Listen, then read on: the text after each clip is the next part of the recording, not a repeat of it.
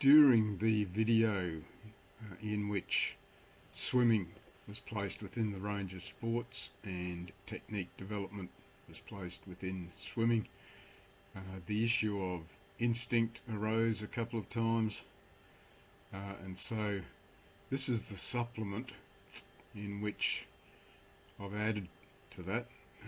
There are a list of things that I've called habits, instinct and other human characteristics, and these in relation to how they affect swimming. Now, these two up here, printed in green in the light blue panels, tend to be in our favour. When they're very young, they know that splashing about in the water is fun. They go on to learn to swim lessons, and that's not fun, but still splashing around in the water can still be fun. Somewhere here, I don't know where, about the age 5, 6, 7, they progress to their social stage, which is where we find most of our swimmers. You see, they'll tolerate having to do things that they don't really like that much, as long as they're in the company of their friends. So that's where the biggest bulge in the membership is. Now what happens is, and I'll explain this later, an instinct of a different sort kicks in, and pairing off and nest building becomes more important. And if they don't progress to their competitive stage, then they drop out. Being competitive needs to be of more interest to them than following instinct. And this is where the biggest dropout rate is. After about age 11 here, this happens. So this sort of thing can be in our favour. Something else that's in our favour, just a quirky little thing that's always had me bemused. You line up a batch of kids on the blocks and you fire the start signal. They'll nearly all jump off and go as fast as they can at the same time. It's rare to see someone who gets a bit distressed about that, but apparently we can rely on this natural competitiveness that we don't have to talk them into racing each other. Very strange, actually. Now the rest of these in black are all the difficulties. These are the obstructions, the pitfalls, and so we'll go into those now. You see, humans are terrestrial animals. We walk about on land. We're not naturally aquatic creatures. If we want to swim in water, then we've got some work to do. And if we want to be able to swim in water particularly well, we've got a lot of work to do. Here's the first one. We put them in to learn to swim, and they cry, and we don't know why they're being resistant. Well, one of the things is, for someone who is not familiar with being in the water, as soon as they go upside down or even face down, the water runs straight up the nose. You've got to learn somehow to pressurise your nasal cavities to stop that from happening. So the water runs straight up the nose. It feels like it's gone straight into the brain, and it hurts. So there's one of the explanations to why they cry. Another time that happens is later on when you're trying to teach them to do a tumble turn. As they go over, again, the water will run up the nose. Not fun.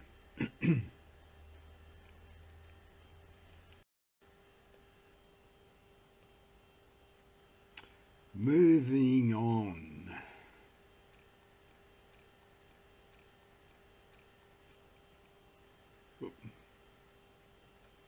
bubbles.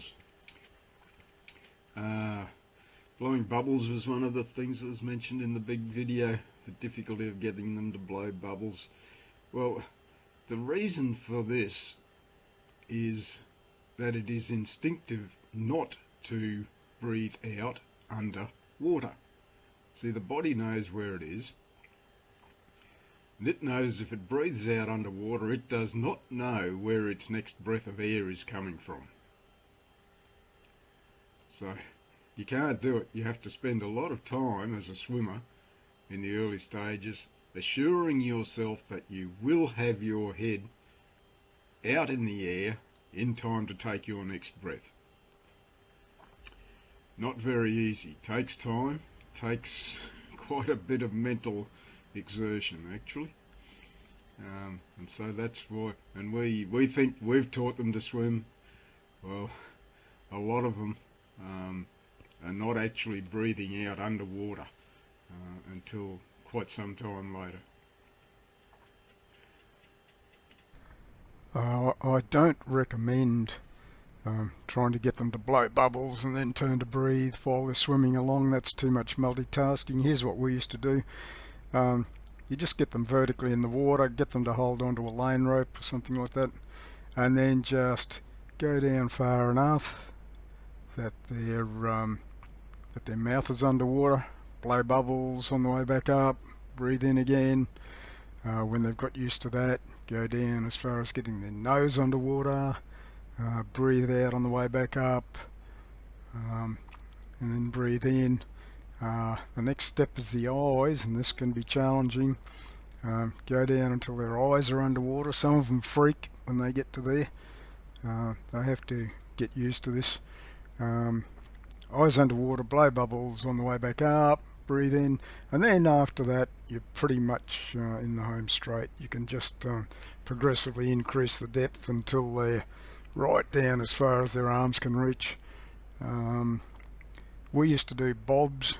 We called them bobs. Go down to the deep end of the pool, go all the way down to touch the bottom of the pool, breathe out on the way back up. It's very good for working the muscles that control the breathing, the diaphragm and the rib muscles, and you can get them breathing out underwater that way. The next one, crawling. Oh, this is where I'll insert a demonstration which explains it all. Crawling. When we want them to swim, we teach them to kick from their hip joints and only flex their knees a little bit. A flutter kick looks something like that. But you put a human of any age who can't swim face down in the water, they'll instinctively revert to crawling. They'll bring their knees forward underneath. They'll do this sort of thing, which won't push you along. But that's what they'll do. We've got to get them from that to this somehow. I'll leave that to the learn to swim teachers. But even so, even after they come up out of learn to swim, I still get a few whose breaststroke kick is basically crawling, only both sides. We want them to keep their knees trailing pretty much and bring their legs up this way. Up, out, back, up, out, back. Instead, they revert to crawling and they bring their knees through underneath. Useless. We've got to try to break them out of it. Likewise, this other one here about looking where you are going. There's a demonstration about that.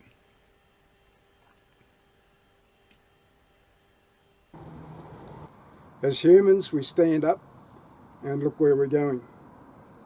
Swimmers, face down in the water, are going that way while they're looking that way. I sound like a parrot, continually reminding them to look at the floor. It is instinctive to look where they're going, which means that they surf swim. They go along with their head up, legs dragging, lots of drag. We usually don't think about this much, but you might remember that breaststrokers and butterfly swimmers doing ordinary technique will tend to go along with their head up. They need to be looking at the floor. Another time you see this typically is after they've dived in at the start of a race. If you're standing out on the side and you can see their goggles, then they are going along with their head up. They should be streamlined, they should be clasping their hands, squeezing their ears, looking at the floor. If they've got their head up, then their legs are dragging, they're going along with the handbrake on, and they slow down very quickly. Now we move on to the next one, where the imperative is to protect your head. You don't fall over at any cost. You do whatever it takes to stay upright. Yes, two things. The first one is when you're trying to teach them to dive. As soon as they feel that they're losing their balance, falling forward, they'll automatically step forward to try to remain uptight in order to protect the head. So that explains that. If your swimmer is stepping off the block instead of diving, that's the instinct that they are conforming to. Gymnasts would have to overcome this to get to do a somersault. Swimmers, don't just stand them up on the block and hold on to their feet to stop them from stepping. Start down as close as you can to the water, on the deck, on the wall. Get them to turn themselves into a wheel, keep their head down, so that they tumble into the water. That way they'll land face up. They can't get hurt. That can be quite disorienting to them, because the impossible has just happened. They've gone over their head and somehow they've survived it. And so you can work up from there. You can go from a tumble to kneeling on the side, getting streamlined. Keep your arms out front. Keep your arms straight above your head, actually. Clasp the hands, squeeze the ears, and spear in forwards. And then you can work your way upwards from there to doing a dive from the side, and then a dive from the block.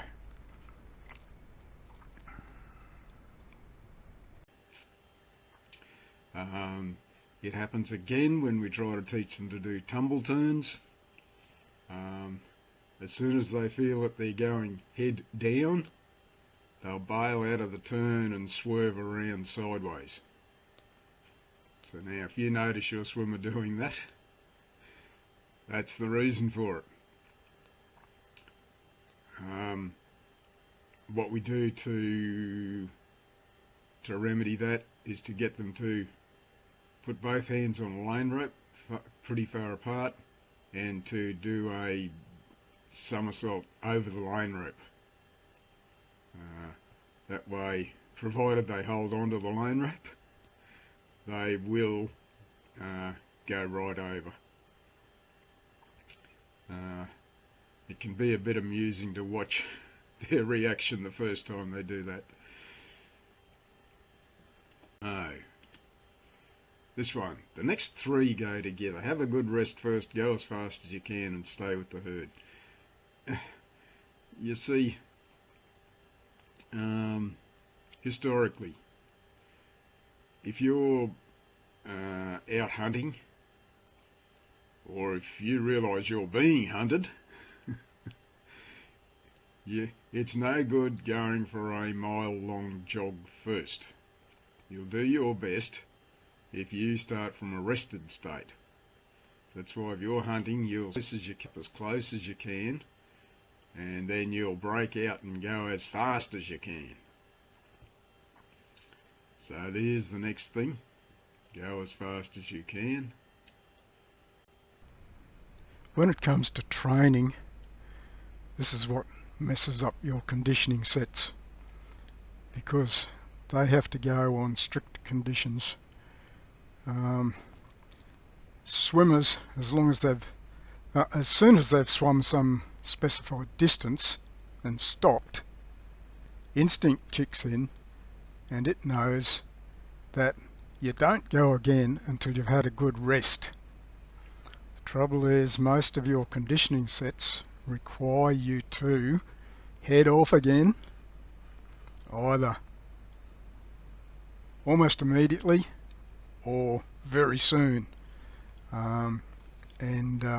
It can be very, very hard to prise your swimmers off the wall once they've come to a stop, because this is the instinct that tells them they have to keep leaning on the wall until they've recovered before they go again. And then it's difficult then to tell them what pace to go at because of this next one here that says you always go as fast as you can. Here am I as the coach trying to tell them you regulate your speed to a certain rate, and they've only got one instinct, and that is go as fast as you can and stop and have a good rest. And when you're recovered, go as fast as you can again. Conditioning sets do not work like that.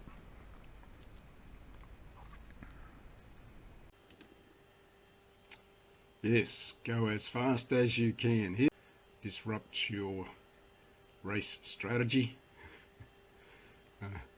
The start signal goes, all your planning goes out the window. The imperative to go as fast as you can as soon as there's an emergency on takes over. Get what you told them about being conservative in the early stages. Hand in hand with that is this next one.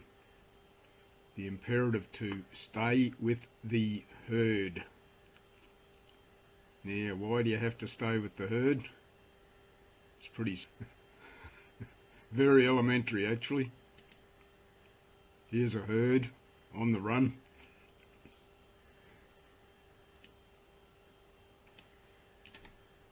Instinctively, you know that if you get split off from the herd,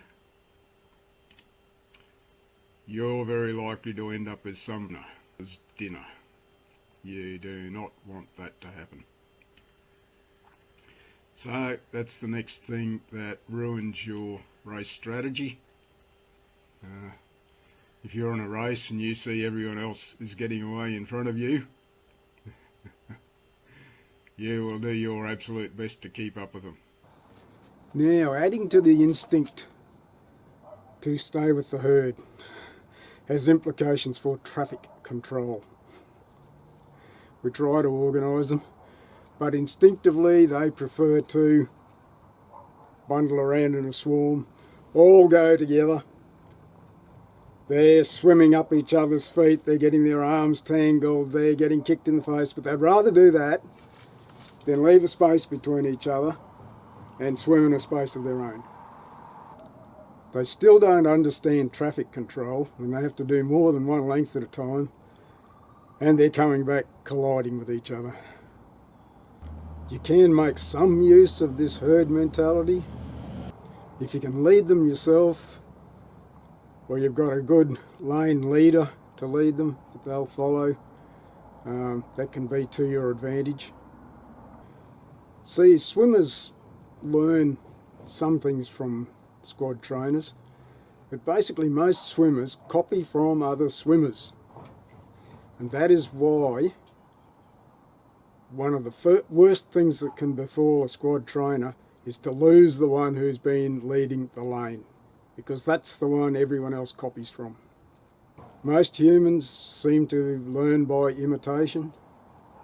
If you don't believe me, see what happens when one of the swimmers develops a fad of some sort, becomes infectious.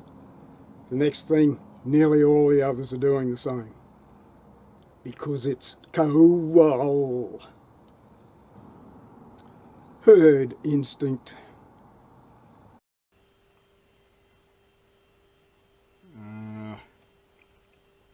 Okay, next thing.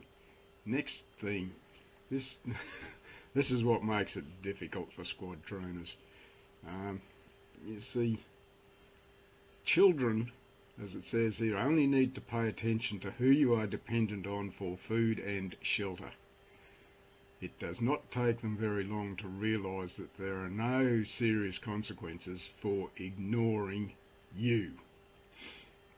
So, school teachers, sports trainers, music teachers and the like, all tend to be ignored for that reason. And so what do we do about it? Well, one of the things that traditionally the image of a sports trainer is of a dominant personality who acts like a big dog who barks very loudly to frighten them into doing what they want. Sort of not politically correct these days, but really it's just about what they need.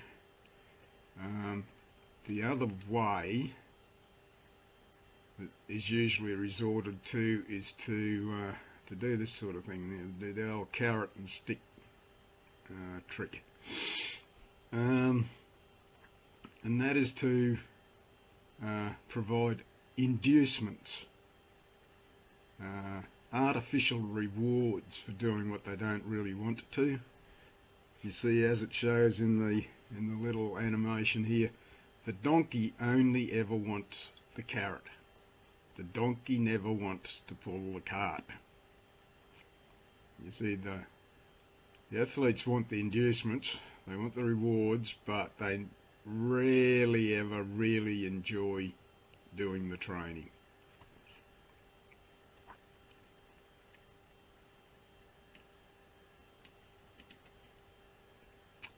Now, this one here is the one that kicks in the latter stages of the social stage. They're going up and down the lengths and they're getting distracted by who else is there, because this instinct to pair off and go nest building is beginning to kick in, and they can't see how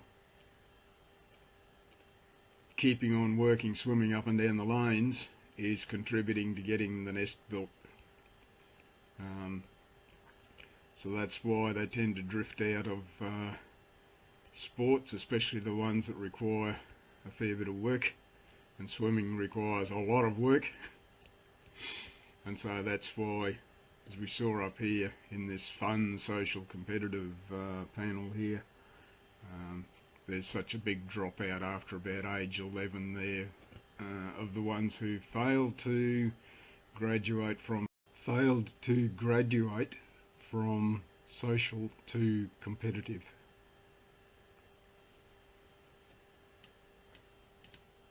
Now this last one, habit,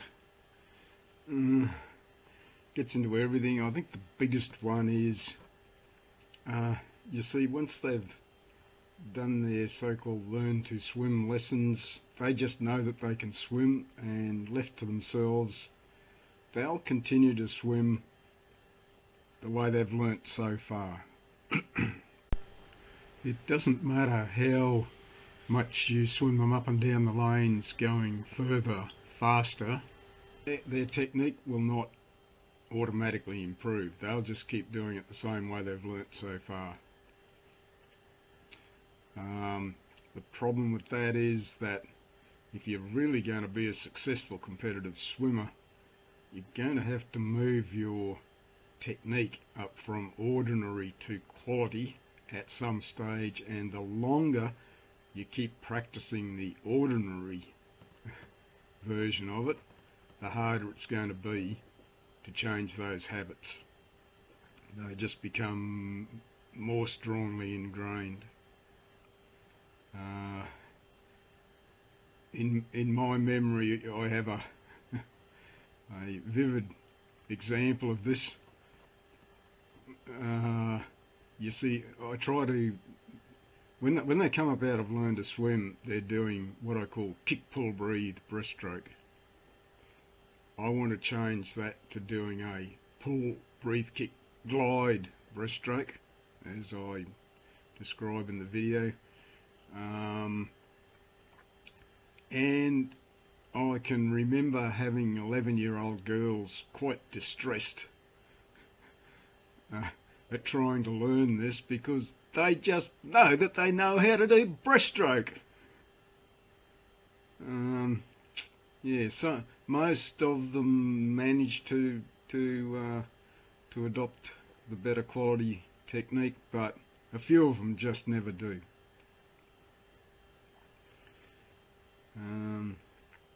Habit.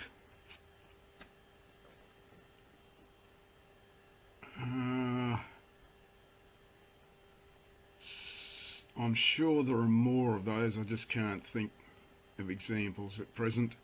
I'm sure if you're watching this, you'll realise that there are a few more of these that you can think of for yourself. Yes, and you might realise why it's not that easy.